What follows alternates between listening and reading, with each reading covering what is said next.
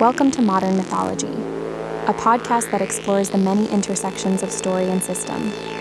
In every episode, we will discuss some facet of how RPGs function as modern myths, providing a shared canvas for creativity and the collaborative discovery of new worlds. For more information about this episode, articles, or links to our other related projects, visit modernmythology.net.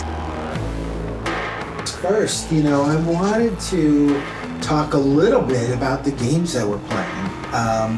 And you have had a long-running, not long for you, long for everybody else. Even for me, it's getting there.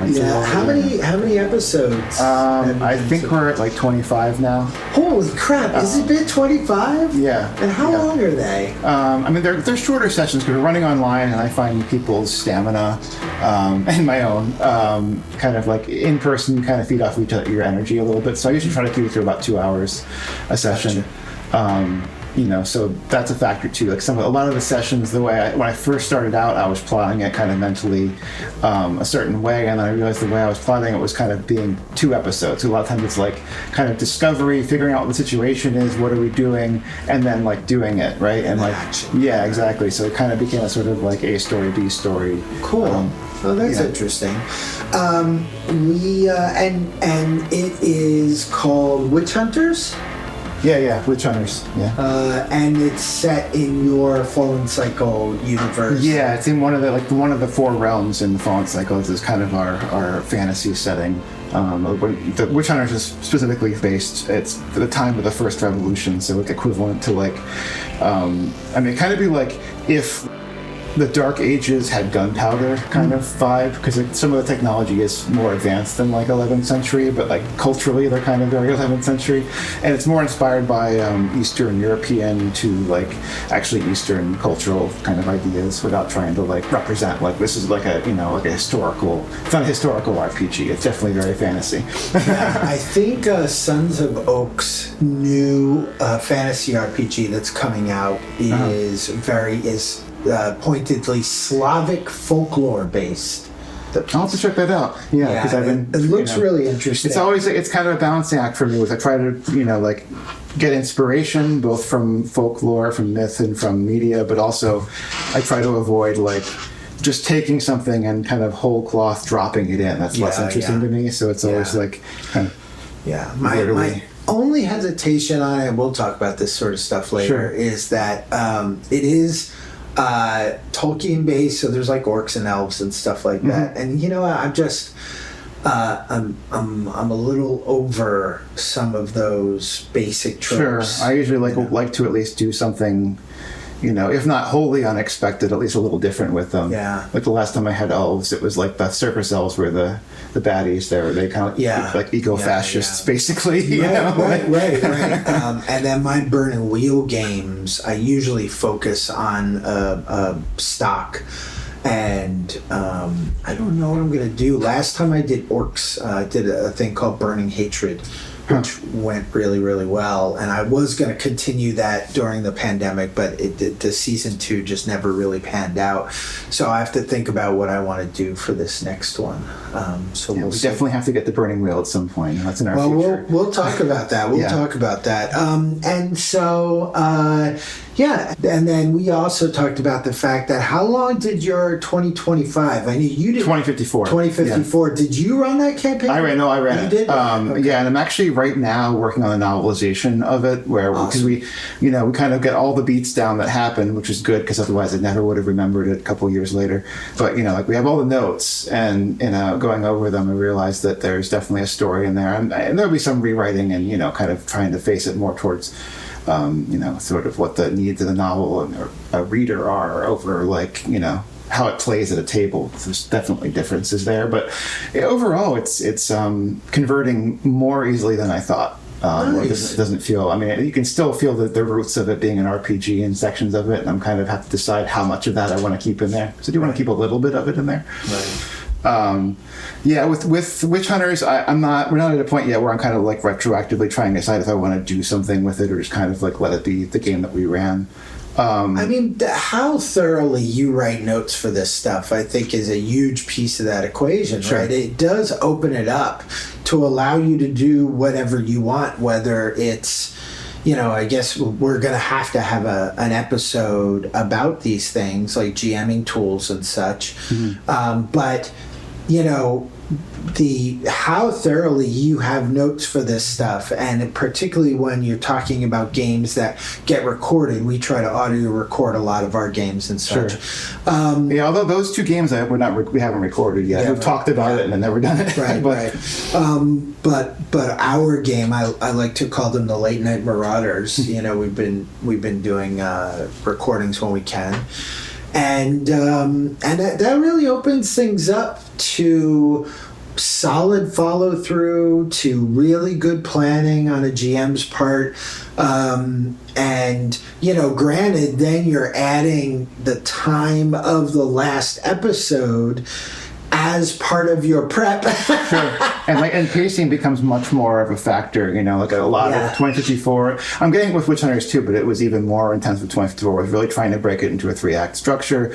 And, so first act was kind of discovery and discovering the setting and sort of what the stakes are, but not really turning up the heat yet. So in a lot of ways it was kind of them giving the players an opportunity to feel, to get that sort of, not power trip, but that sort of we're badasses, and then it's then you start turning up the temperature and it's oh wait, we were playing in a very small pool and that's why we felt like we're the badasses. Right.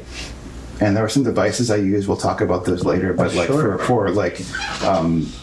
having pacing in place without it being dictating what the players are doing, and allowing for yourself to be surprised, because that's part of why I like playing it at all, right? Yes. To have that surprise element. Right. I think we were talking, I definitely want to do some solo RPGs, which I have not done before, and for the exact reason that you said, which is otherwise I'm just going to write a novel. Right, yeah. Solo RPG, it's kind of what I do when I write a novel. Yeah. But that being said, I'm very involved in writing a lot of choose your own adventure kind of stuff. That becomes even more so. Yeah. Right. It's I guess it's less solo RPGing and writing a solo RPG, right? When you're doing choose your own adventure stuff. But I kind of really love coming up with interesting ways to verge off of a particular narrative. Right, and where could this have gone? Sure. And I've really been having a lot of fun with that because we both write prose, right? And we have a way that it goes. We have the main timeline, right? That happens. And there are times when it gets rewritten in the process of writing it. It happens differently. Yeah. That's fun. Yeah, but a lot of times it's the repercussions that are tricky, and this is true with an RPG too, where it's, it's something you could easily see how an event could happen differently, quote unquote, at Act 1, but then in Act 3 something comes up that tags off of that, and it doesn't make sense anymore if you change that thing in Act 1, or at least without changing that thing, and then you change that thing, now you got to change this other thing, and you got to keep good notes, right? Exactly. Tools like Scrivener. I don't know what you use. Back in the day, I definitely used index cards, where I would have all these index cards all over the place. Big cork boards. Yeah, I mostly use Google Docs, honestly, and Google, and still pretty simple tools. And we experiment with using other stuff, and always wind up just for usability, wanting to go back to what's just on my device that I can open up in a second, pop notes into. Right. But I've played with things like Scrivener a little bit. Yeah, me too. So I actually played a game of Dungeon Crawl Classics this past weekend. A buddy of mine ran it at a great store called Runehammer. We talked about Runehammer a little bit. It's in Philly, right? Yeah, it's in Philly. It's in North Philly, and it's a pretty interesting store. First off, the people who run it actually design their own games, which is very, very cool. So a good portion of their quote-unquote stock is, and I say quote-unquote because it is, there's more ambiance, there's more play space, there's more painting and hobby space than there is sales space, which That's terrific. I think from a play, from our perspective, I don't know how it works for the store, right? Well, I'll be honest. Having run stores in the past, really, that's your bread and butter is not selling product, right. Unless you're selling war game miniatures and you're selling Magic or other CCGs. Unless you're doing those two things, events and space and club memberships and like all that kind of stuff, that really ends up being. There's like a cafe. I have a lot of friends who cafes. Oh God,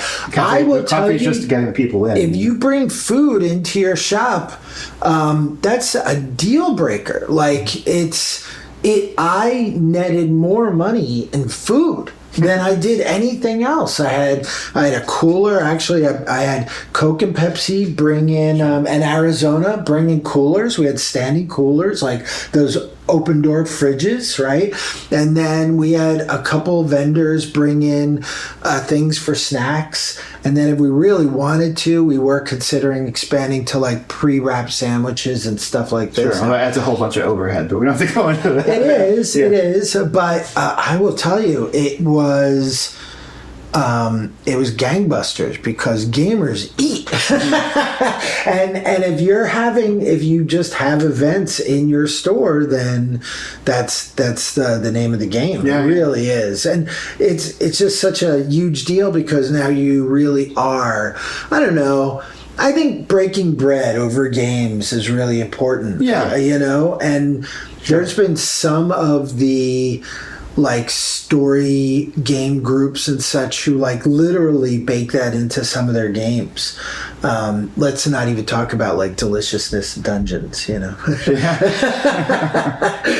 it part of the RPG. Make it part of the RPG, What monster are you eating today, Jamie? But Dungeon Crawl Classics was a lot of fun. I did a lot of work for it. As a player, because I really wanted to like. All right, I'll be honest. I thought I was going to be bored to tears. DCC is a OSR sort of D&D clone, right? And it has a really fun magic system. All of the magic pieces, like each class, has its own little metagame. Right? Wizards kind of have this escalating magic roll. The priests or clerics have pretty important relationships with their gods, in that you can like lose your god basically becomes annoyed with you, or if you do certain things and stuff like that. I do like systems that incorporate role playing actually into the magic system, and overcasting to the idea that like you aren't just kind of like I got level 1 spells, but you can actually like take a risk and do something more, Wizards can do spell burn, which actually allows you to burn physical attributes to power your spells. I love those sort of things. And it really does tell you to either come up with like, I had all of these ways that I did so. Players, you should be paying attention because, your GMs will love you for this stuff. But like, I had these little tinctures, like bottles that I would unstopper, and I would either drink, or one I threw down and the fumes like corroded me, to at one point in time I cut off the tip of my finger, that stuff to say how I'm losing agility or dex or stamina. Nice. Yeah, I built that sort of system into for Witch Hunters. We have a system for Zensha, a character who's very kind of precocious, and she just recently started getting interested in necromancy and decided to try to animate all these dead ravens, which is like way above her kind of ability as terms of like training, and made the role, and she got out of it in terms of like it didn't quote unquote get out of control, which is a possibility if you have a critical failure, like basically I say what happens and it can kind of cascade. But she got she did take physical damage, and so like basically she like started bleeding out of her nose, and like she was sick for the next day, and like the player seemed to really enjoy that. I think like almost in a way where it's like she got to be able to pull off that difficult spell and like had repercussions that felt... Did she come up with the repercussions or did you? I mean, I did, but like in this sort of usual way where it was like I kind of do it like with you, like you do it where it's like, you know, if you want to say no, it didn't, and make a roll, go for it, you know. Right. But you know, I didn't get the vibe that it was a bad call on my part. So. And then fighters and dwarves, thieves have all the basic thief stuff, right? They can they basically are playing with their sneak attack. Like if you could come up with a way that you've done your sneak attack. Fighters and dwarves have a feat die where basically what you do is if you describe some like dramatic thing you're doing or trying to do, you roll a d6, and if you hit your die, then it goes off. Otherwise it doesn't. It's like a 1 to 6 roll kind of deal. So everybody has a little something special. It's, you know, those systems are very mechanics out of the way. Like each of their meta mechanics are front and forward, but just the general skill rolls kind of stuff is pretty... not anything terribly important or interesting. Typical D20 sort of. Yeah. And every GM is going to take their own way of doing things. Of course, everything, you know, we'll talk at some point in time about consequences in games. And, you know, I'm big into that, but a lot of GMs are like, you roll until you fail or whatever the case is. I don't know, you know, but I think good systems alleviate that. But I actually created a chaos language that I had all of my spells adhere to. And so in the middle of the game, I had a wacky voice for it. And in the middle of the game, I would like shout out my little phrase, chaotic tongue phrase. Your character was like a chicken, right? Yeah. So it was a man who had failed in a spell roll, right, and whose head got replaced by a chicken, right? So I'd be like, Zorathan Karask! And for all of my spells. So that was a lot of fun. We had a lot of fun with that. And I don't... Oh, and one more thing. The GM, first off, Runehammer has a couple great play spaces, including this beautifully decorated RPG room. They do charge for games in there. It's about 25 a head, and I don't know what they do to vary that or whatever the case is, but they have a cooler in there, like a little refrigerator. They have everything's well decorated. They have a Bluetooth speaker that you can use, so they're really going out to have that sort of, live player experience. Yeah. And I definitely think I want to use it for various things, They also happen to have the largest stock of Burning Wheel I have ever seen in a game. They probably had like 7 to 9 copies of Burning Wheel, including the Codex. And I was like, okay, all right, you go. So I'll probably be running some Burning Wheel there. So great. All right, so we're talking about story facing, or basically, I'll be honest, I'm not entirely certain what the term of craft should be. What is the jargon? But it basically just means what is the, for lack of a better term, narrative structure of your game. Right? Now, this includes games that are not even necessarily narrative, but as we've said before, we're focusing on story, right? Sure. And I find most people hang on the idea that you're telling a good story. Whenever I see anything about professional DMs and what players are really looking for in professional DMs, it's always like you have some sort of like world building, you have some sort of meta plot, you have some sort of sense of like a bigger epic adventure, kind of. But then you also have a way of pulling in the motivations and backstories of the characters, whether or not the system allows for it. Whether or not the system allows for it, exactly. We've seen how powerful that sort of stuff is. So let's talk a little bit about the ones that we can identify, right? I'll list them at first, and then we can kind of sort of look at the narrative structure of each and how players and GMs tell stories using these structures, right?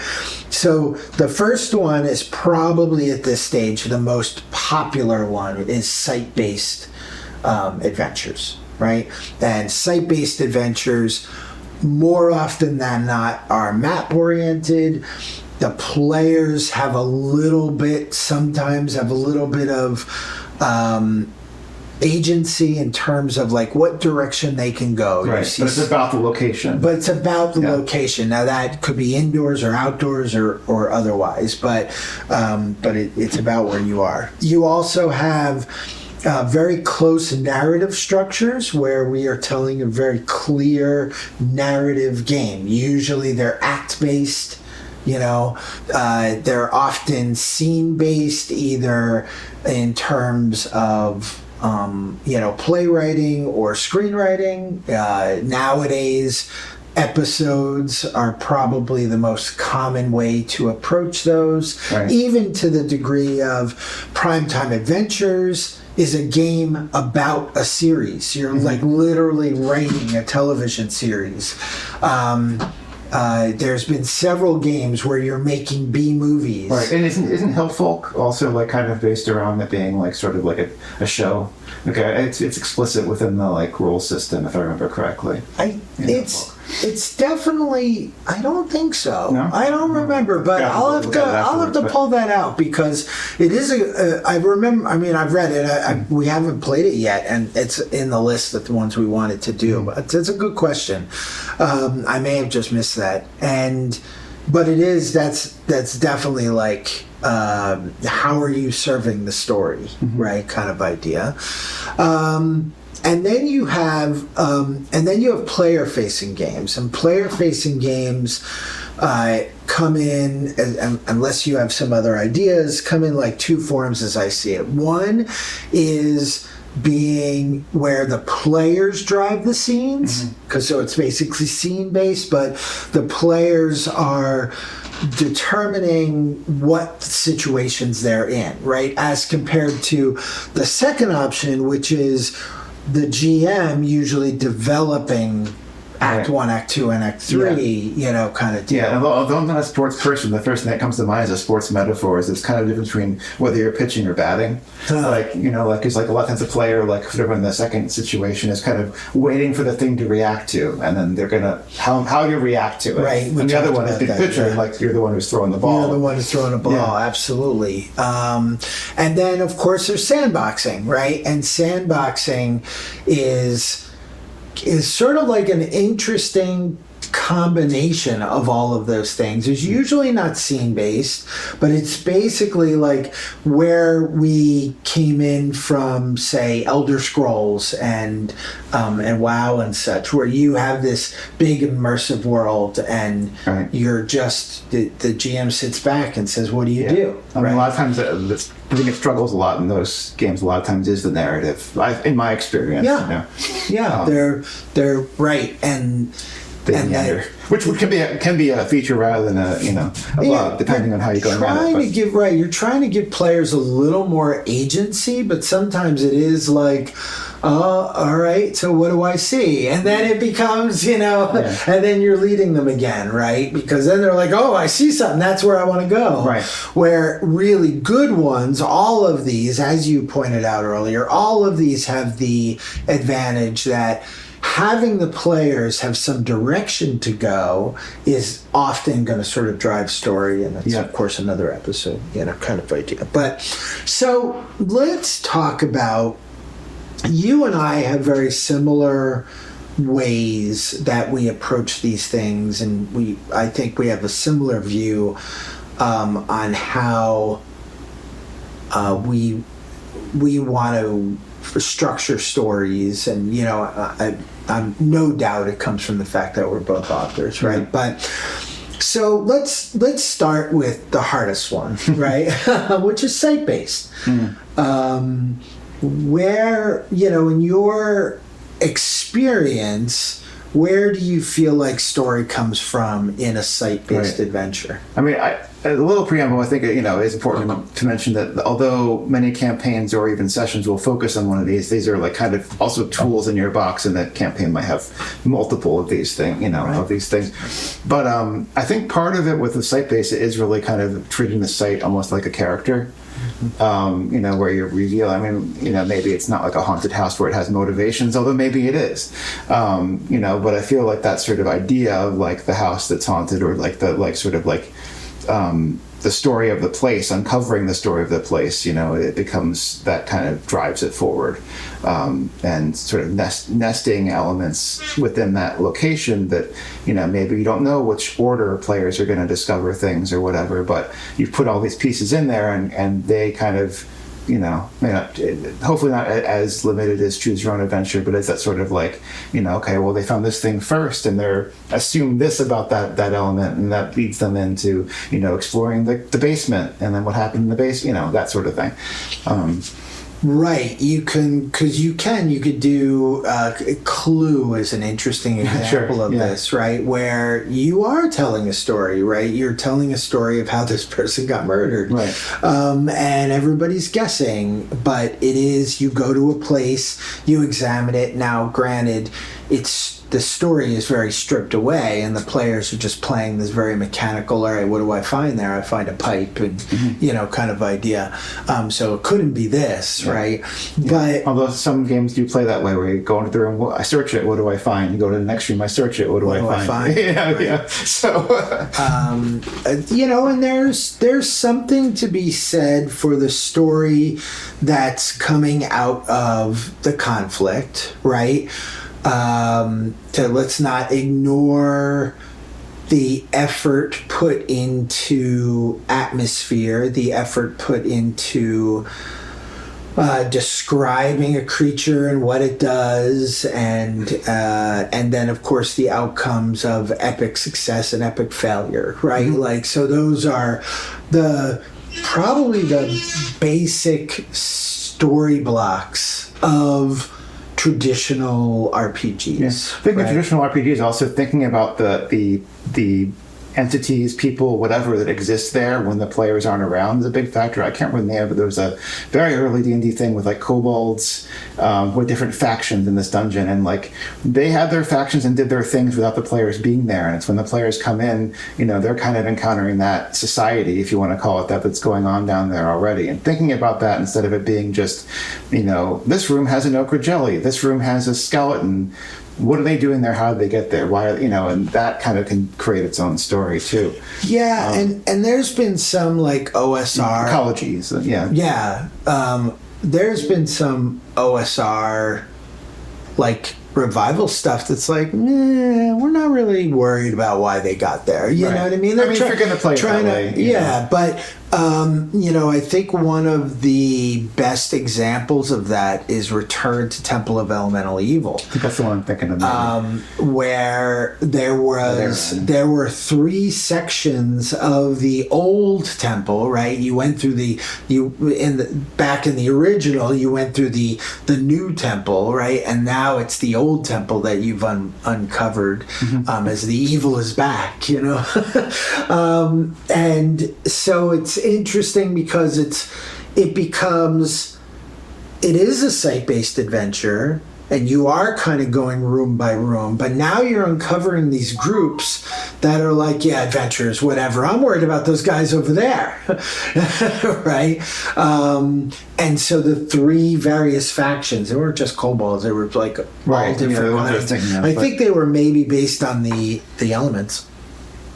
And the various factions are trying to vie over control of the Temple of Elemental Evil, right? So now your players get to decide whose side you're going to be on, how you're going to affect ostensibly the political situation in the temple. It was pretty cool. It was really well done for what it is. Yeah, that was the one I was thinking. I only remembered the kobolds, but that was Well, then a lot of people have taken some of these adventures, like the old school adventures, and really transformed them into those sorts of things, right? To really try to bring out what's really going on and what are the repercussions outside of just this little site, right? And then, of course, as you point out, there's some really good story to be had in terms of like breadcrumbs of, well, this is now leading to another adventure and another dungeon, right? Yeah, and that's also a way that you can kind of control your scope, where it's like you don't have to plan the whole world. And this is talked about a lot, but it's like you can, if you plan enough and have enough of a sort of sense of what's going on in this little space, then a lot of times, sort of procedurally almost, it'll grow, it'll expand if you keep going, you keep exploring it. 5e being 10 years old and counting, right? Interestingly enough, early 5e had the Dragon Wars plotline, and that whole campaign was a series of site-based adventures, right? Where it had this interwoven story ostensibly about the rise of Tiamat, spoiler alert, and the players would, started in their little hamlet, and then went to the next one and went to the next one, and like 90% of them, with some minor exceptions, it was just basically a new lair to some dragon armies, people. And, you're just trying to get ahead of the war, what are they doing? Why have they come? And end up facing Tiamat at the end, right? So that's a fun way to kind of like build on what you're doing, right? Where you, as a designer, and unless you're going to kind of rewrite an adventure that someone else writes, that's where the story is coming from. The story is coming from that designer, right? We talked about this. I have a hard time running planned adventures where I'm not just using it as sort of a source book for my own, but that's my own proclivities. Yeah. Well, and even when you're right. I mean, I'm running an adventure for you guys that we'll talk about next time, but there's definitely pieces of it was like, this just fell flat for me. Right. It didn't do what I wanted to do, so I just like rewrote whole parts of it for various reasons. One, so that the location fit, it wasn't like a generic location, because another, because the premise just fell flat for me. So I was like, let me like zhuzh this up a little, have it make sense for me, right? And then, obviously the other way that the GMs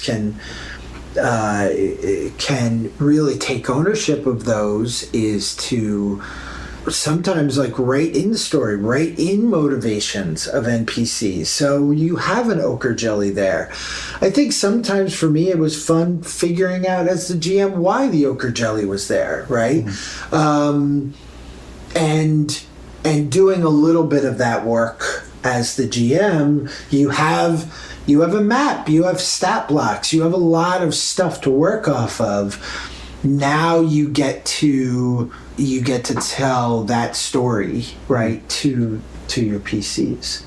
One of the other ways that I felt I used site-based adventures is I always did loot to have some sort of narrative oomph to it. Right. So it wasn't just gold pieces and such. Right. Like, yes, you got a really cool sword, but that sword is there probably because someone died.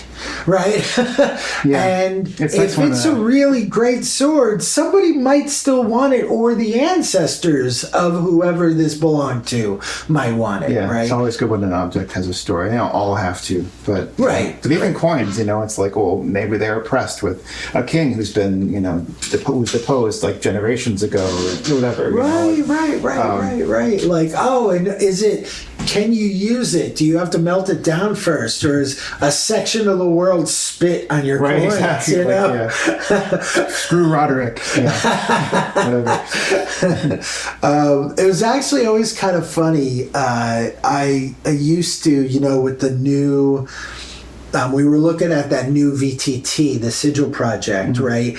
And I was saying how I felt like it was just like an updated Neverwinter Nights, in a lot of ways, which I loved. I was really into Neverwinter Nights. But it was also, I always laughed when in Neverwinter when I would like loot a chest and I'd get like 3 copper pieces. And I'd be like, my players would lynch me if I ever gave them 3 copper pieces, Oh, plus just like, why would you keep that in a chest, right? right. A waste of a chest. A waste of a chest. The chest is worth more than the damn copper pieces, That's like a nightmare waiting for to happen when your players are just like eyeing a chest, be like, so how are its bindings, And how we're going to start carrying the furniture around, which is kind of where Torchbearer goes, right? Yeah, a little bit, yeah. There is a game that I became aware of. It's actually run or designed by the Roomhammer folks. And they actually have a very different perspective on loot. Your equipment is your HP.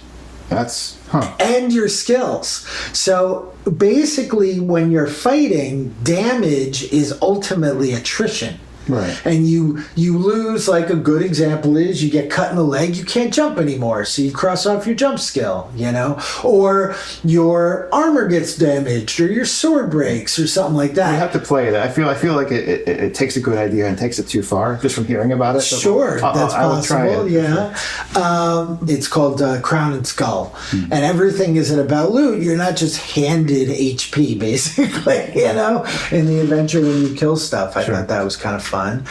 And also, consequences of looting. Like, you can insert in anything, but site-based dungeons or site-based adventures are very, a lot of these games are about overcoming foes. Now, first off, overcoming can mean a lot of things, I think a lot of good GMs don't make you kill everything that you approach, right? So that tells pretty good and interesting stories. In Dungeon Crawl Classics that we just played, we met this giant ancient snake that was like the main guy's henchman.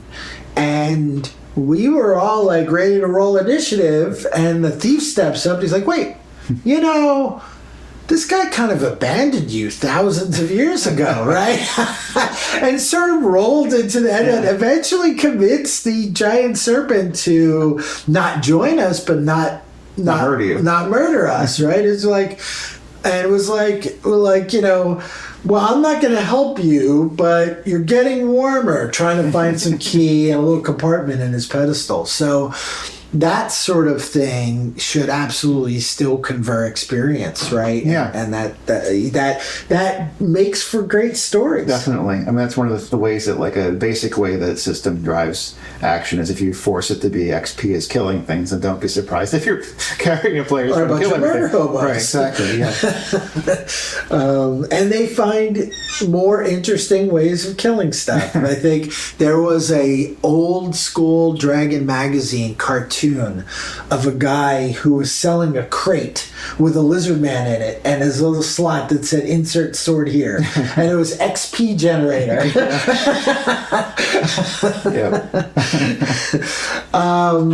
So what else do we have? The only thing about location based that I would mention is just that it's also a good way to create a story of the history. Of course, this gets into the exposition thing we talked about before, where you don't want to lay it on too much at any one point, but in Witch Hunters, this is, they've discovered a bunch of ruins that, were like kind of like from the previous dynasties of kingdom that the current king had basically erased from the history books. and that sort of thing, where they're discovering, those elements of the setting, which I think is interesting. I mean, you get to ask the players whether they think it's interesting, but... Settle in for the block text. Yeah, exactly. Yeah, I have been playing a lot with the idea of, like, found texts, and, like, how can you incorporate found texts into the backstory and world building and plot of what's going on. Yeah. Absolutely. Although I think I am, and you probably are also the kind of person you have to be careful of, like, winding up, like, writing the book that's in the I totally just totally just did. Just did. Yeah. 100%. If at least pages, right? If not entire books. But how cool of that would be to just hand a player a book. Go to town, Yeah. I always try to keep things in there that are actionable to a certain extent. I mean, either immediately or even just, in terms of opportunities for the character, if I give them a text or something where it unlocks something about the world or some piece of knowledge that they can actually use in the game. This is usually a good... Yeah, and obviously you don't want to enforce them having to read the whole thing and, like, dig out... Well, you might... Yeah, that's right. If you want your players to return or want to... You'd be like, oh, and you see a book on the bookshelf, I'm not going anywhere near that thing. Yeah. Burn it down. But right. They're just, like, walking away from the dungeon in slow motion with, the flames behind them.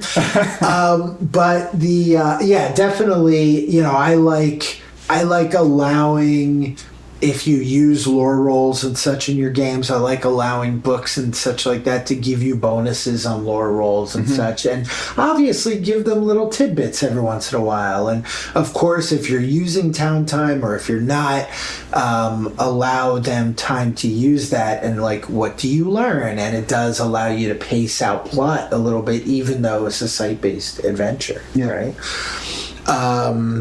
What else do we want to talk about in that? Because you did give me some really good ideas. And I want to point out that even though we talk about D&D and we, a lot of the old school adventures, I mean, Torchbearer is very much a narrative game, but is completely site-based. I actually worked really hard to play with scale, right? So for instance, the setting was this frontier, this sort of Norse frontier, and what I was trying to obfuscate was the idea that each of the locations, that it was a site-based adventure, and each of the locations was a number of opportunities, not unfathomable, just a number of opportunities to learn more about a bigger plot that was going on, and that led you to other, right? So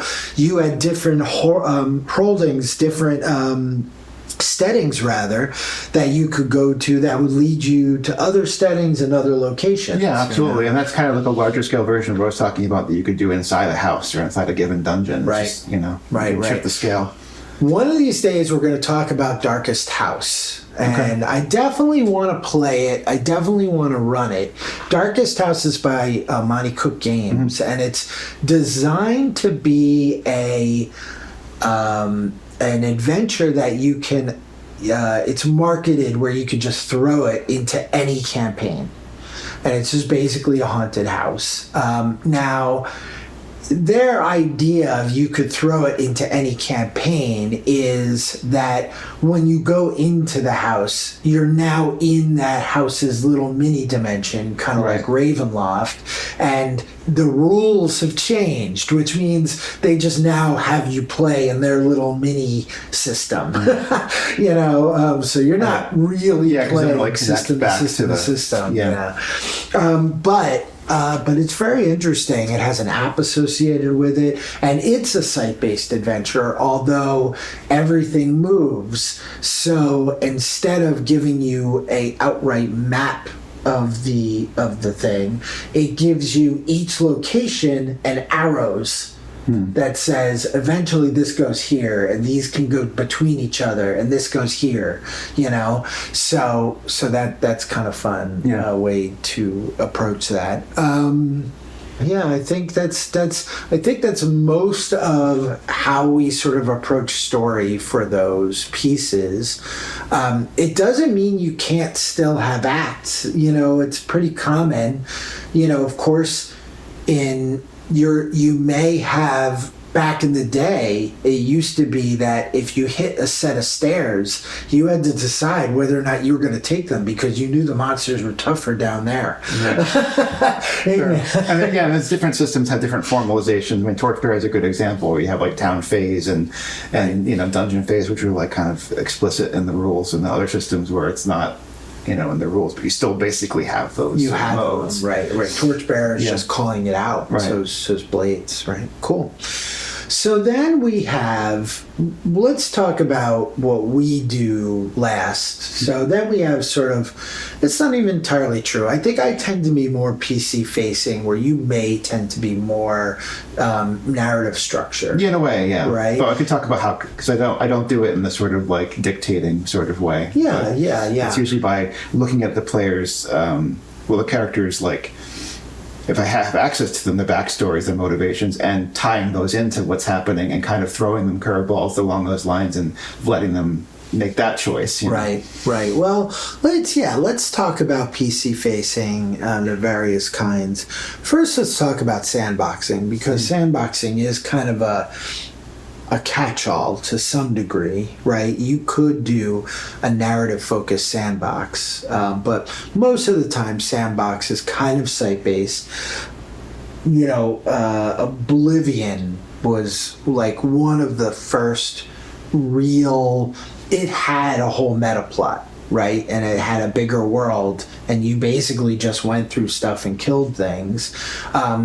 I remember the plot having something to do with the king, and you could just completely ignore it and just go off and murder stuff, and then end up coming back to that place. Like the people were still there and in the same positions that they were months and months ago, but now you're like 20th level doing this thing, which is kind of funny. But spinning off into like MMOs and such like that, those sandbox games, they used NPCs and quests to be able to kind of tell these little mini stories, right?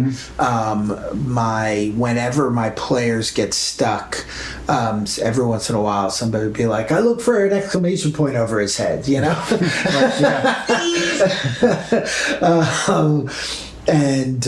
So I think what would you say, like Dragon Age? Like I'm using computer games as an analog for some of the first big sandboxes. Inquisition was somewhat sandboxy. Right. It still wasn't really a sandbox, but it was definitely more open world. Origins was more linear story in a lot of ways. There's like arc, there's like kind of different things you could do first, but it was still basically a straight line through them. Right. But then RPGs, and we're talking about a lot of stuff. Now, this stuff can be really, really open-ended. I played a game where the GM didn't really have any sort of goal or anything like that. He created a situation.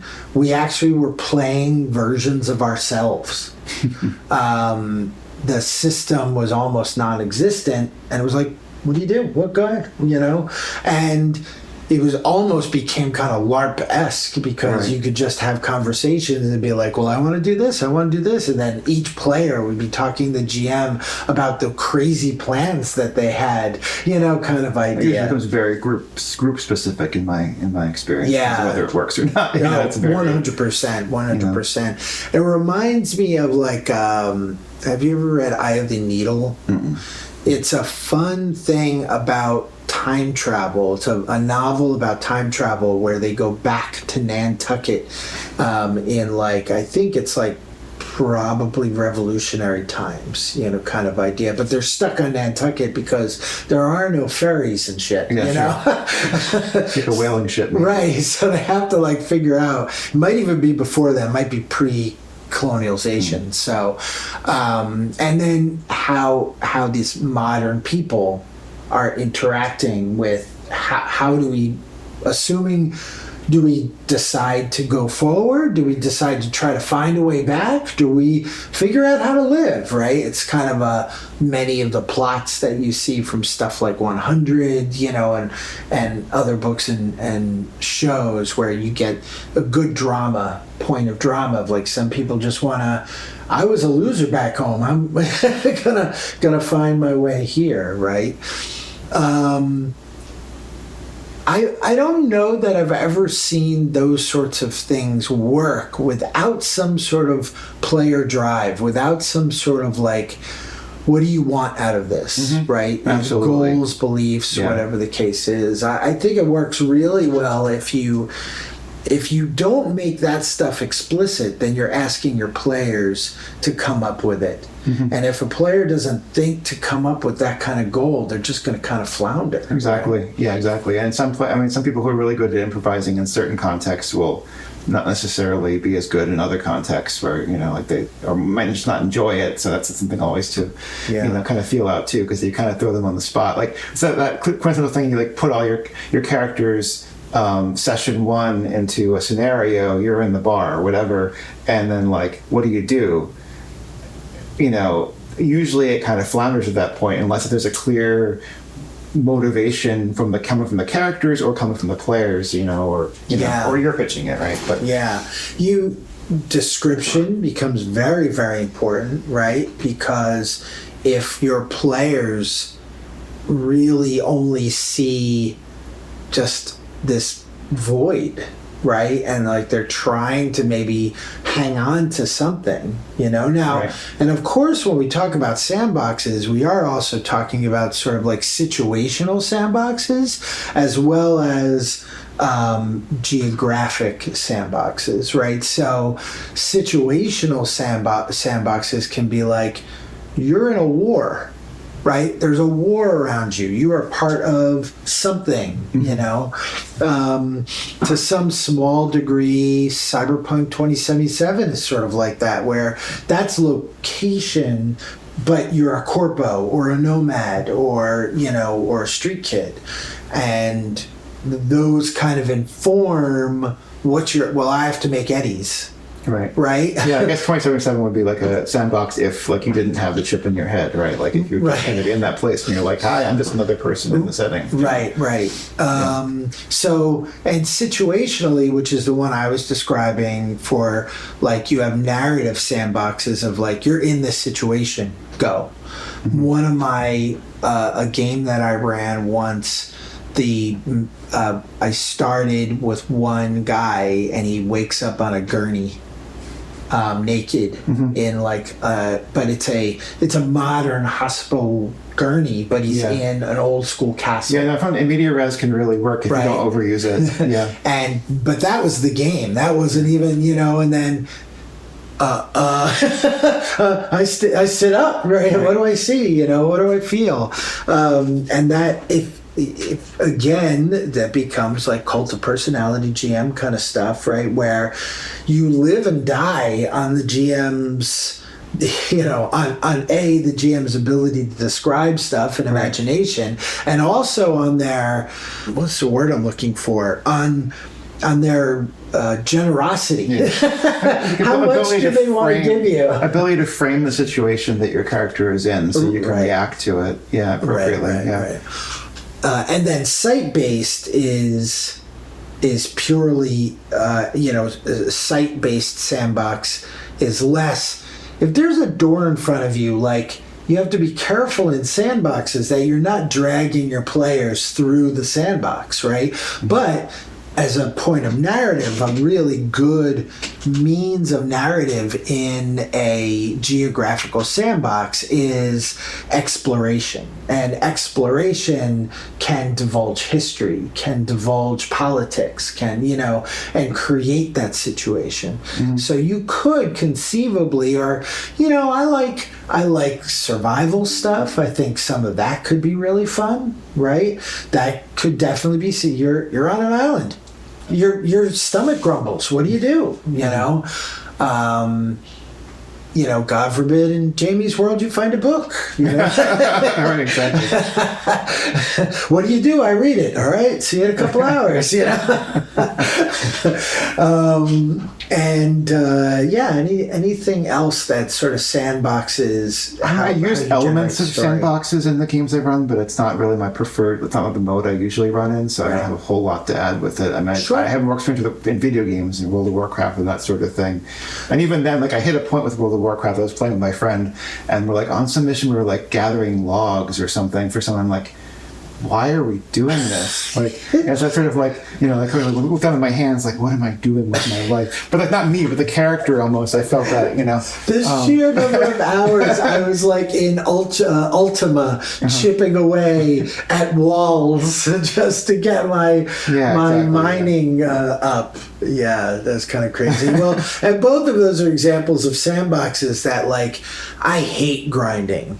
Yeah, me too. For the most part, it's just my brain doesn't get enough dopamine from it pretty fast. Right. Some people get that out of it, but for me, it's I hit a point where I hit a wall. I'm just no, just this shuts off. I don't care about rats. I do not like grinding. And then Ultima was just a different kind of grinding, right?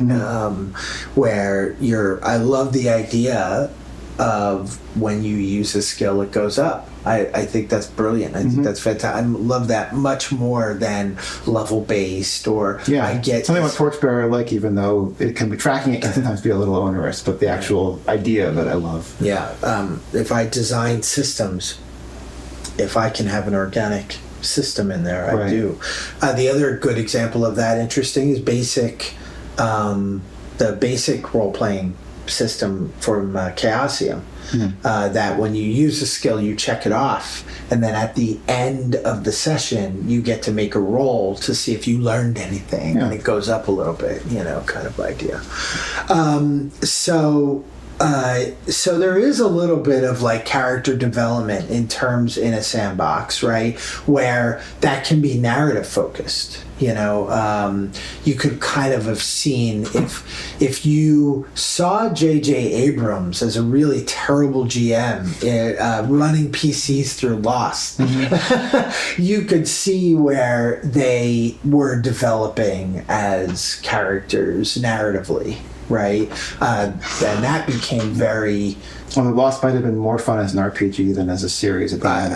I suspect. I suspect. Yeah. Well, I think once the GM was all right, I want to run something else. So this is how it ends. Go ahead. Move on.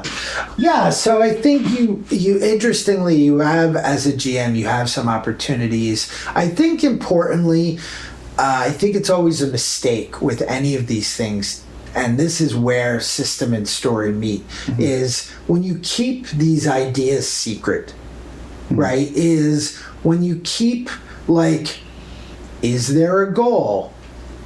They shouldn't have to pull the goal out of you, nor should you have to pull the goal out of them. There's some players, do you ever see those players that are trying to trick their GM? Be well, I do this, and then I do this, and if all that's true, then I win, Yeah, there's a lot of sort of implicit things that people seem to have learned out of kind of earlier forms of RPGs that stuck around that sort of thing of you're supposed to not talk about this thing, or don't talk about that, or that's, we talked about this before, that's metagaming, where it's not really, or at least not a bad thing, you want to talk about those things, and maybe don't do it. And if a character doesn't know that, then don't talk in character like that, but you can still say that. Two games come to mind that really sort of highlight this. One is, to some degree, Invisible Sun, but Invisible Sun pulls out this concept from reality shows where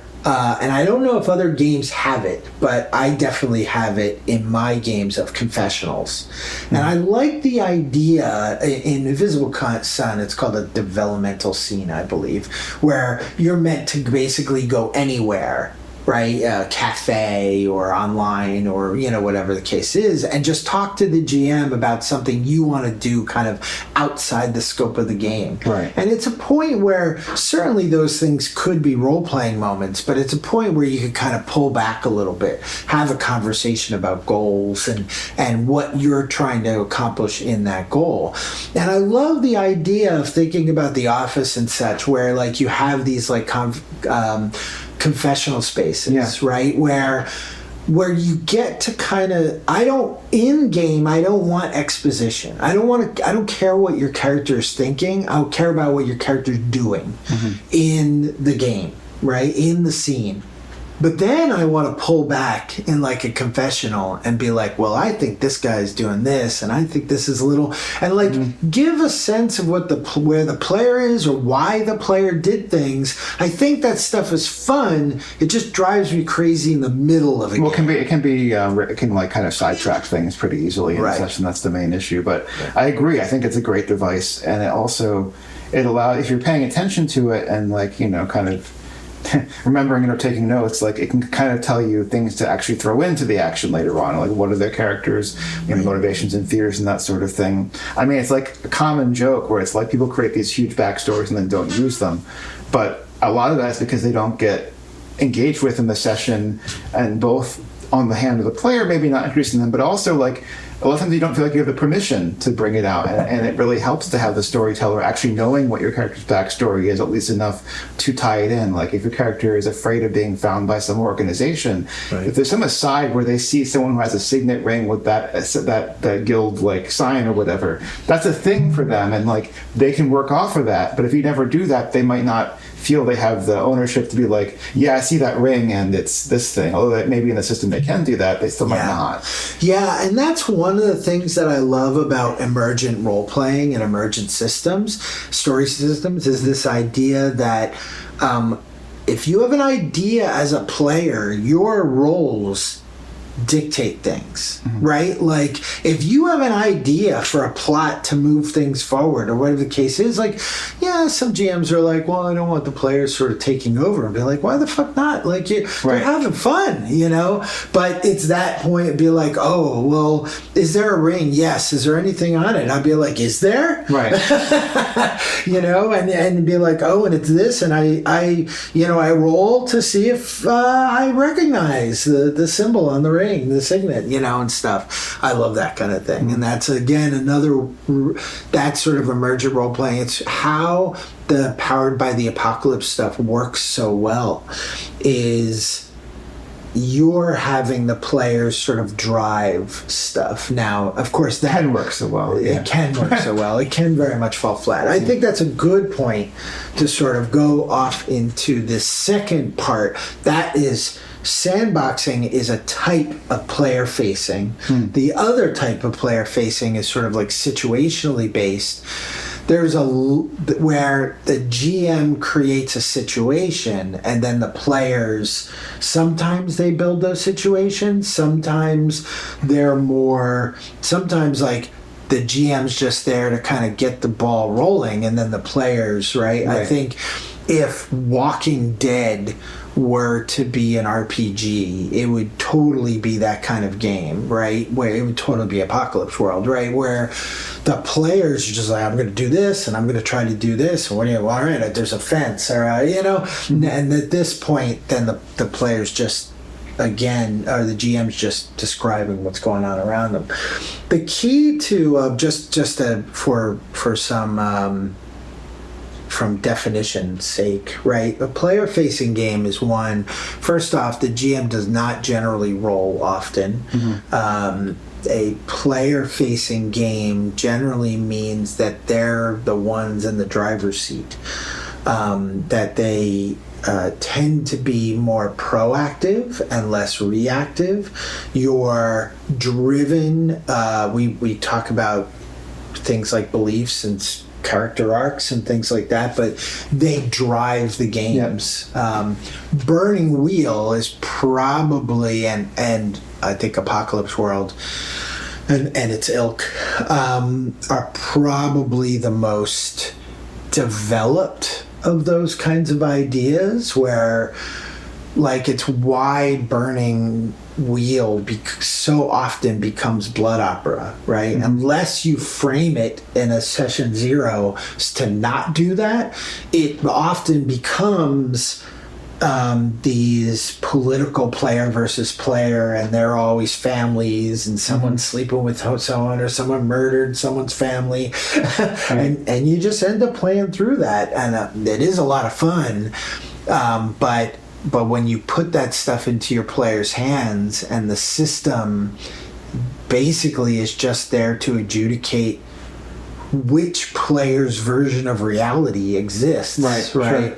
Then it can become, it's not for the faint of heart. Not Burning Wheel itself. Burning Wheels, it's another animal, but certainly like blood opera, certainly that player-facing game. Yeah, you have to be intentionally doing that, or because. Yeah, like don't expect your story to go in any direction that you want it to, right? Or to have a want. Unless you're trying to do Hamlet, but right. Unless you're trying, like you could be trying to do blood opera, and you have a little bit of hand in going in that, but the best player-facing games, another example is Cypher System, right? You don't, as a GM, I don't roll anymore. We've talked about that before. Right, that's the one way I'm more traditional. It's like I'm like, I will never do that, like opposed to it like that. Sure. No, I get it. I mean, I totally agree with the reactive and proactive sort of element of it, but there is a way where the reactive side of it gets kind of framed as like the negative, don't do that.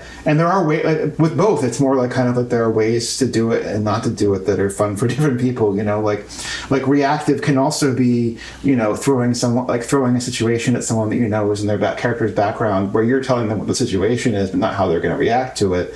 So they're reacting, but that's still different than like kind of like you're in the tunnel, there's a goblin going at you, like it's a different kind of reaction that they're having, where it's driving the story as opposed to the immediate action. Yeah, and I think the key ends up like giving players choice, right? Like I was just thinking about this. There could be this sort of like illusionism. There could be this sort of sense of like, oh, this is a player-facing game. But then, in a lot of games, particularly in stuff like City of Mist, the GM can lead off with a threat, right? Well, and if you don't face it, then you're going to get that consequence, regardless of whether you succeed in your role or not. So you are really driving the player in a particular direction. I think what's better is like what my way is better, obviously, but I think a more sincere approach to that is to provide choices and allow. So our example was that we used for Otherscape was there's a mechanic in there called motivations, and the rules were a little squidgy in terms of like, does the player drive whether or not you use your motivation or not? And I think I've come upon this nice sweet spot where 90% of the time the player gets to decide whether or not they want to explore or tell a story about losing this aspect of their life. But then there's points where I'll force the issue, where there's points where I say, well, you could, the consequence of this is either do your motivation or lose it, kind of idea. And I think that it becomes really critical, right, to allow, especially a player, for what's supposed to be a player-facing game, to allow the players to develop their characters, develop their narrative, right, and such, going through that. Anything else you want to talk about in terms of player-facing before we go on to our sweet spot? I don't think so. I mean, there's kind of a subtopic of that I think we're going to probably talk about as a whole episode on its own. Like, puts player spotlight. But other than that, no, I don't think so. So the last and most obvious, right, is what do you want to start with in terms of talking about narrative structure in an RPG? I think that's probably your besides site-based, right, where everybody has experience in site-based games, but you do a lot of narrative structure games. Yeah, I do, and it's hard to say in the way that, like, every story is different, right? But there are, I mean, habits at least that we fall back on. Like, one of mine is probably I like allowing people a little bit of rope to, like, hang themselves with, where it's like, like some DMs or storytellers really want to make things hard on the characters all the time, and I try to more kind of pace that out, where it's like, give them enough opportunity to, kind of find their sweet spot as a group and, individually a little bit before you start, like, dropping the world on top of them. And, and then you can also then do the opposite thing and do it in media res, where you start right when things get, go completely to shit, and what do you do? But I think my normal mode is to kind of have that first act sort of slow burn a little bit, as long as I know the players are in it for the long haul. Get the hooks in, So let's talk about that. I think that's a really good piece of this equation. Now, granted, this probably is going to be true for literally any RPG, right? Which is, how do you start, right? And I think it's very important to a narrative structure, not necessarily just understanding in media res, right? But also part of that narrative structure in nearly every narrative structure I've seen is understanding an inciting incident. And I think a lot of novelists, a lot of... The day that was different kind of thing. Right. I think a lot of novelists, a lot of cinema and show writers sometimes make and early science fiction and genre writers would take a lot of time to get to that inciting incident, and I think new authors will sort of point to some of those and be like, but we're doing a day in the life and we're learning about who this person is and such. And I'm like, yeah, they could do that back then because somebody was just excited to fucking read, like I have a book that's not about romance and, somebody swinging a sword. I don't care what it says, right? Now in the world that we live in, I don't know that many audiences, I'm sure there's plenty of audiences that dig that kind of thing, but I think that there's many audiences don't have the attention span to not understand right away what the hell's going on. Why am I reading this book?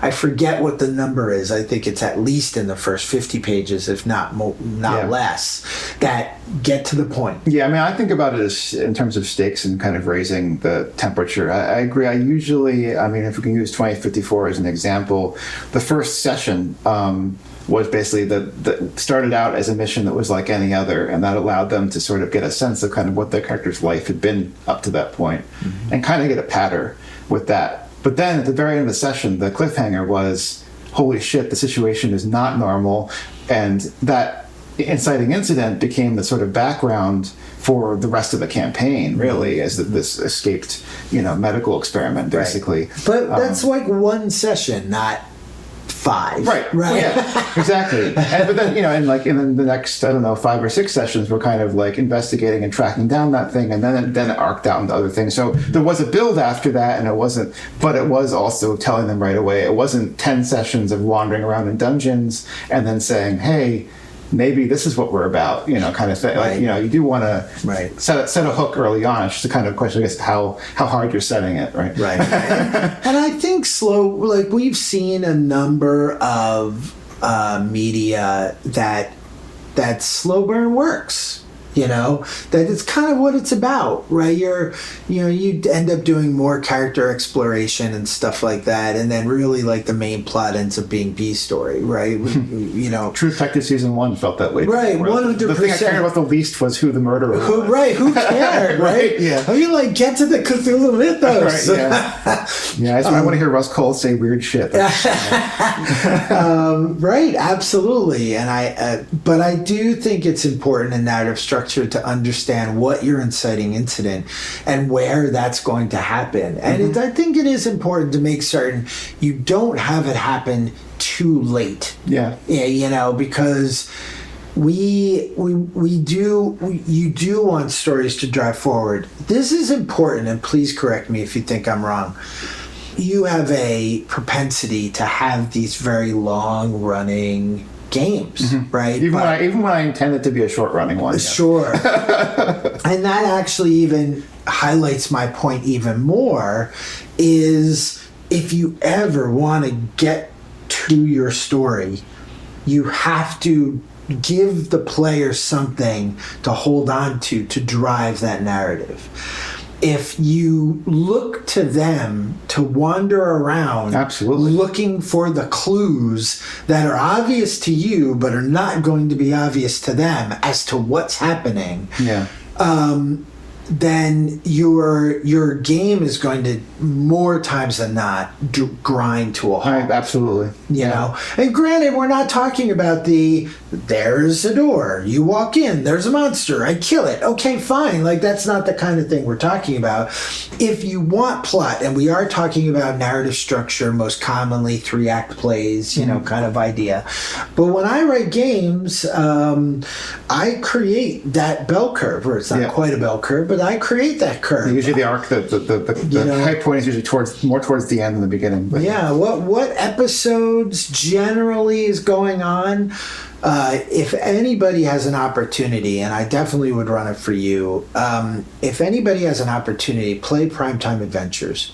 Primetime Adventures, I think, helped to me design adventures and understand Session Zeros almost better than any other game, because it talks about that, because you're making a series. Oh, cool. It talks about who is in the spotlight, and we'll talk about that next time. Who is in the spotlight for the episode? Why, right? And you do a little bit of playing before you play, but it really, it's amazing. It's astounding to watch players make decisions to be like, oh, we know that the fighter is going to be the spotlight for the next time, so it totally makes sense that this thing happens to set him up for that. It works really, really well. But the point being is, get into it, drive your players. Don't be afraid to show them. I don't know if you do any of this stuff. I'll do cutscenes of the villains talking shit, Somewhat. Yeah, I mean, I had to break a little bit of the sort of things I've learned in terms of writing a book where you don't want to show things that the characters don't. I mean, there's the omniscience and stuff like that, but even still, you don't want to show it too early.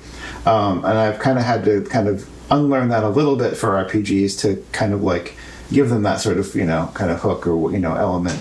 I mean, if there's going to be an antagonist, a lot of times antagonists in my campaigns are just NPCs with contrary, kind of motivations, which sometimes they can wind up starting out as allies or, vice versa. But I usually like to introduce them pretty early. Thinking about 2054 and Witch Hunters, both times the party within the first 4 or 5 sessions met what became the ultimate quote unquote big bad, but in different situations, and it wasn't a direct conflict at that point. Then in Act 3, they're still there, so those sort of kind of building up towards it over time, and them discovering things about that person or, their motivations. Burning Empire specifically, one of the ways it does that is that after all of the players have created their beliefs during character creation, the GM makes a big bad who is allowed to be 2 life paths more than the players, and his or her beliefs, their beliefs, end up then basically being direct. So the players actually see, and that's during session 0. Interesting. Okay. The players actively see sometimes that character comes out of their beliefs, general hero has, murdered my father and, I'll seek revenge might be the belief. All right, well, general hero is clearly the bad guy, and unless it's a foil and he didn't, but then that has to come out in story, Right, exactly, yeah. But so it's kind of fun to be like in a more traditional setting. What would have happened is you would have all made characters in Ravenloft, made beliefs, and then I would have made Strahd right in front of you, and, there's, don't get me wrong, we'll have a whole episode on immersion, but I think immersion is important, and for some players it's critical, right? They don't want to know too much, Right. See no, yeah, I mean, I'm lucky that a lot of my players, not all of them, but a lot of them are either writers or have a sort of familiarity with compartmentalizing mentally between like character knowledge and their own knowledge, and it's not, even like spoilers. What are those? You know, and so I get spoiled by that sometimes. Because it is fun to be immersed. I am an atmospheric GM, and sometimes when we're so top down, it becomes harder right, to do that. But we'll talk about that later. All right, so we have Inciting Incident. We have some early things. We have an Act 1. Usually Act 1 is like setting up the PCs. Now, kind of setting the initial level of the stakes. And right. One of the reasons why I oftentimes don't like to set at maximum level is because, it's like, I don't know. I mean, I like extreme metal, so maybe this is a bad example, but, it's kind of like if you're already starting at 10, kind of where do you go? Well, you go to 11, but, it's not, but you don't want to start at 1 either. It's like, or maybe you start at 1, but then by the end of session 1, you're already at 3. So you feel that sort of rising, sort of threat, but it's also you have some room to grow into. I think mini bosses become an important part of that, right? Sure, where if you have a big bad, then you're developing these minor, like you said, these minor threats that you can build clues to that will then lead to the next one and lead to the next one, so that they have some direction, but then that direction leads somewhere else. Hopefully it'll always lead somewhere. Right? Like you don't want it to just be like to use Lost as an example, like it just peter out. And I think that's and grounding those things in character motivations, at least with players who, are, I mean, I assume they're into it for role playing, so it'd be a little confusing if they're not. But it's like if their character wants that thing, it certainly makes more sense in the story, and they can act on it more easily than it's sort of like, well, you're expected to want to kill the dragon, and that sort of thing. If that's the kind of game you're playing, that's a whole other story. That's always a caveat with these things. It's like, well, if you want to do dungeon crawl where there are no character motivations at all and it's just about getting the gold, that's fine, but you already have that. So I think that's probably another conversation too, to think about. Like, what do you do when your players and you aren't aligned? But we're not there yet. So what else do you want to talk about in terms of like narrative structure? We got Act 1 and kind of leading into Act 2, where usually Act 2 is where there's some sort of reversal in most of the games. And again, this is just very loose blueprint, but like where you kind of, because you have that rising action, but if the entire campaign is just this one long rising action towards one conclusion, especially with a long campaign, that gets stale. So a lot of times it's flipping expectations, or they have this big success that someone dies, right? Someone dies, NPC, or they come on a lot of money and other people know about it, and that becomes its own problem. And that becomes the B plot of dealing with that situation. The villains learn who they are. I like introducing B plots in Act 2. The only issue, and making it more important. The only danger, of course, is that the B plot becomes the A plot, which maybe isn't a problem. but it can be a problem if it kind of leads them off into some completely different thing, A common reference to part of Act 2 is a dark time of the soul, right? So, and I really do. I think this is a thing, and people can disagree with me. I think this is a piece of role-playing that we don't do enough, and especially like players who are like complaining about not getting enough immersion, blah, blah, blah, blah, blah, which sometimes what they mean is they don't want to make any decisions, otherwise, point me at what I need to stick my sword in. And what I'm referring to is like internal conflicts. Like a lot of times when I'm trying to pull out, a good example I think is your cyborg in Otherscape. Right. I don't care how well you shoot shit. Yeah.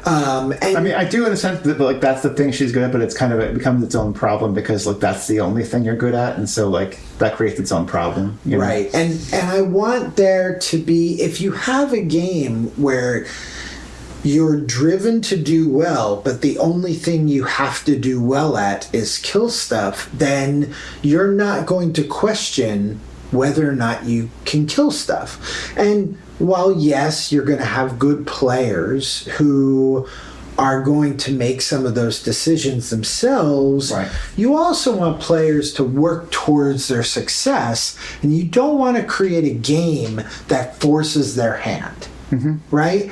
And so I think it is really important to what's going on the inside. What's character struggling with? Let's go in a little bit, right? And also, you can also get that through the ensemble of the group they're with, where it's like if you have a group that's all Amos or a group that's all Holden, if they expand, like that becomes a problem. And like if you have a group that's all Amos, they're going to be murder hobos, right? And they're not going to question because they don't have moral compass. Right, they're not going to question it. And like that's what. But if you have those people in the same group, then you can sometimes, if they're all good role players, it's the factor, but they can kind of balance each other out that way and bring that conflict out naturally. I'm not saying that that's the only way to do it, but and you told me that you recently read something or watched something that pointed to the fact that The Expanse was an RPG. Oh yeah, definitely. It's been out for a while.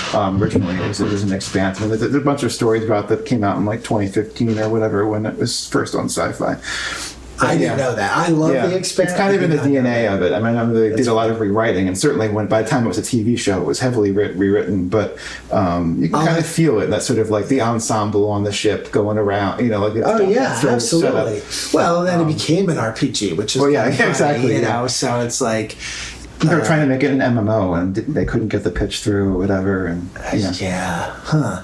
Well, that's very cool. Yeah. So just some sort of internal struggle, some sort of talk about your feelings, kids. But like really zoom in on somebody, and we'll talk about that next time. But really, like, there's a lot of games that focus on. Fate is a good example of like games where you focus on what you do well all the time. Right. If you have an engineer that he's hitting people with wrenches and he's breaking pipes so that they burst on the bad guy, and that's how your engineer fights in Fate, and that's okay. But there is something to be said about someone facing their weaknesses. Now, traditional games would say, the GM sets out the skill set, what is required to accomplish the task. And if you have those skills or not, right. But then that drives, right? We talk about like what is the role of system in a game that drives player behavior, because now you're going to have players who now sit and metagame, and not in a bad way, in an appropriate way, to say, okay, we have a fighter, we have a wizard, who else do we have? What skills do we need? How do we fill those gaps, right? Yeah, I mean, that's usually the first way that players start thinking about the ensemble, is about filling in those skill holes, as opposed to sort of how the characters kind of work off of each other. And how the characters fit into the narrative. Right. Right? What is this story about? Like, a little bit in the beginning where you're getting the band together, right? There's always supposed to be some struggle as to whether or not, right, and Fifth Element, obviously Bruce Willis's character says no at first, right? We'll talk about Joseph Campbell's heroic cycle at some point, I'm sure, because it's one way to break up the plot, but there is this sort of like saying no, the I can't remember what it's called in the cycle off the top of my head, but refusal, I think, of the challenge, and but you don't see that in RPGs too much, really, where it's like, here's the mission, here's the quest, here's the whatever. No, you have that trouble player maybe, but it's considered a trouble player, because you have that buy-in of we're here to explore the dungeon. Of course, we're going to say yes. Right. So I've been wondering kind of what role that plays in a story, I agree with you. One of these days, it would be fun to start an adventure where the PCs walk away. Yeah. Right? But then have to come back for some reason. Yeah. I think that could Although be in fun a very miniature way, the Chronicles of Darkness one shot that we did on the podcast kind of had that, because your characters were basically store attendants. And right. So we locked the door. Yeah, exactly. No, I don't want to. I'm not going out there. Yeah. All right, fine. We'll fight the bad guys. They're here now. Awesome. Yeah. And then you have Act 3, which is dominated obviously by the climax. And trying to bring things home. Yeah, right. and that this is a case where I think that the challenge of Act 3 in an RPG can be the sprawl, where by the time you've gotten there, it's quite possible you've gone off in some other direction and are able to tie it together. Or has it gone off in such a different direction that you really need to rethink what Act 3 is going to be, because it doesn't make sense anymore for that to be, sort of the culmination. Yeah, and I think redefining the climax also, I think, can be really important in that, right? Yeah. It's maybe that's this is not about anymore. I think some really compelling storytelling is exploring that. Mm-hmm. Right? And this is another case where refusal could be interesting, is where, if you see characters spend all this time sort of building towards something, and by the time they got to it, they realized why they shouldn't want it or don't want it, and actually turn their back on it, especially if they turn their back on power. That can always be an interesting turn. And it's a rare player who will do that, but I have encountered them. Although it is also fun to be the one who's like, oh yes, the evil sword that's super intelligent. Of course I'm going to take it. Yeah. Yes, it will possess me and make me want whatever. But in DCC we found said evil sword, and picked it up, and it made the fighter like a super boss level.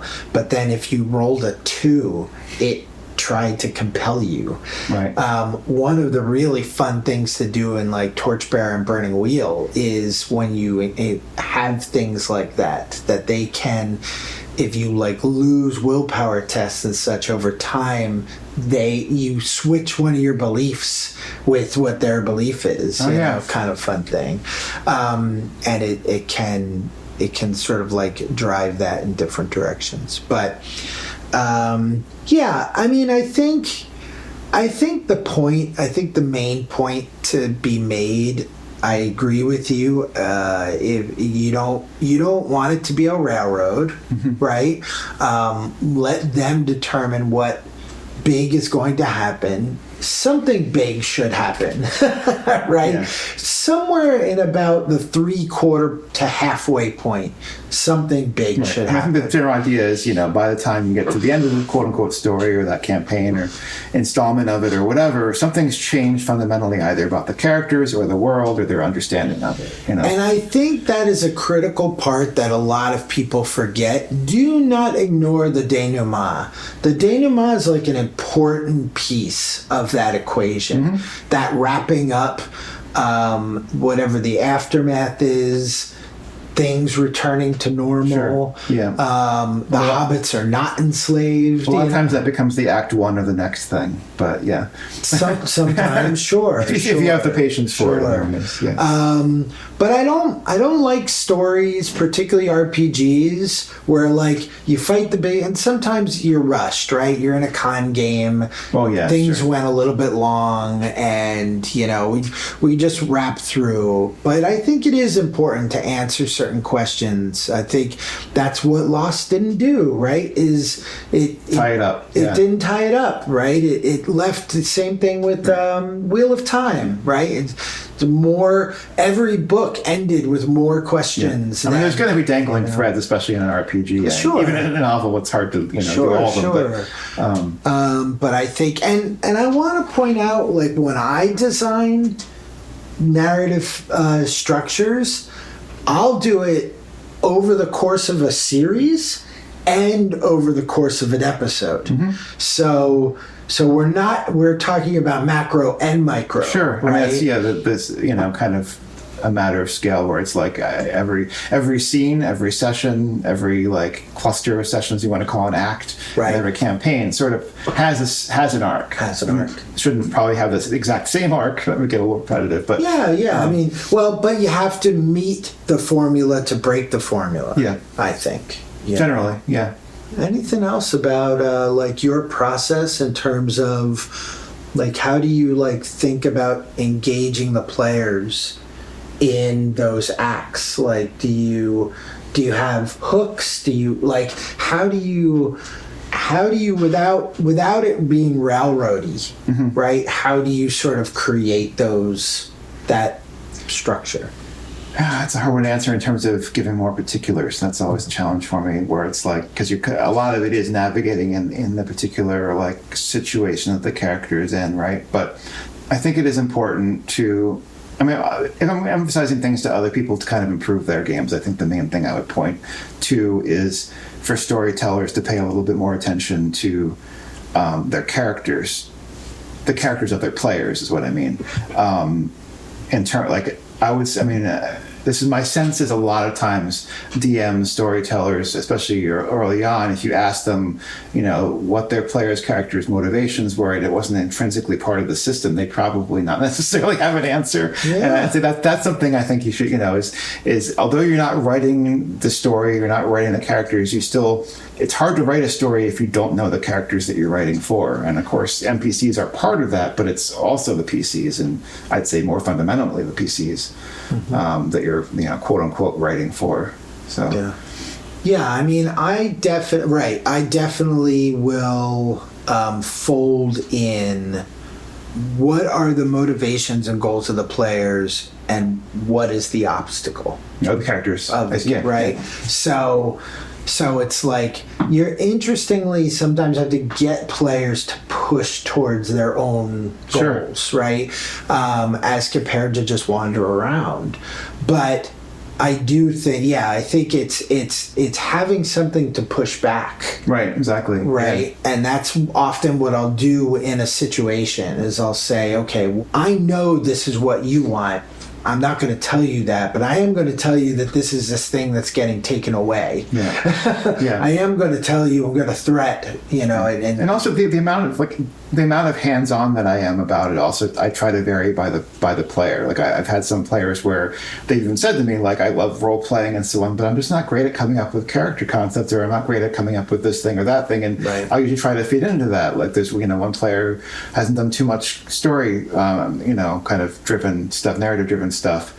And so I've kind of given him more situations where it's like, the sword you're on has got an entity in it speaking to you, and it's driving you, sort of your motivations. He's got a violent nature, and trying to bring out the conflict through that and stuff, where maybe in a more heavy-handed way than I would with some other players, but it's, I think as long as you're trying to adapt, and of course, if you misstep, you just learn from that and keep going.